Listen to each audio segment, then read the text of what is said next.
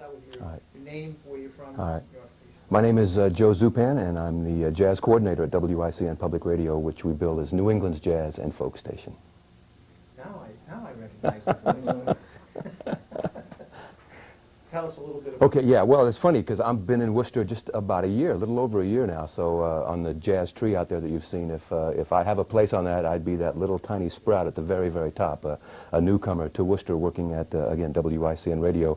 And my experience has been so far in this year that, you know, I think if you look at any major city in the country, they're going to have a jazz scene and they're going to have a jazz history. And I think it's very great that folks in Worcester with Chet and Rich have undertaken this research, and it's been a great learning experience for me coming in, trying to get adjusted to an area and learn the people and the names, and I've met some of the players that have had a long and storied history like Bunny Price and Reggie Wally, so I think it's been a great learning experience, and this whole project I hope is going to open some eyes, and I'm hoping that WICN, my employer, we can play a part hopefully in the next 50 years of jazz history here in Worcester.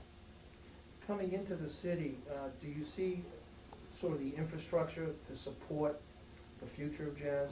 Well, you know, there are dedicated club owners, I think, who are making an effort. As always, there could be more clubs to play, I think, in any kind of music.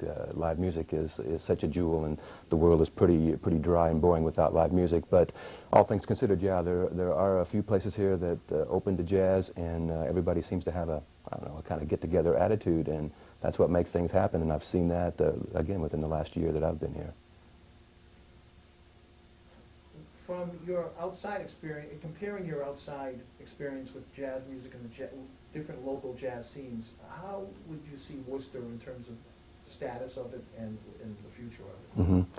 Well, I'd compare, my home is Indianapolis, which a pretty large city, a major city, and had quite a bit of jazz history itself, produced some players like Wes Montgomery and J.J. Johnson and Freddie Hubbard, and they have done similar things like Worcester is doing. So comparing it to that, I think Worcester has, you know, a leg up for a city its size, in the fact that, you know, Berkeley is the Berkeley School of Music is so close.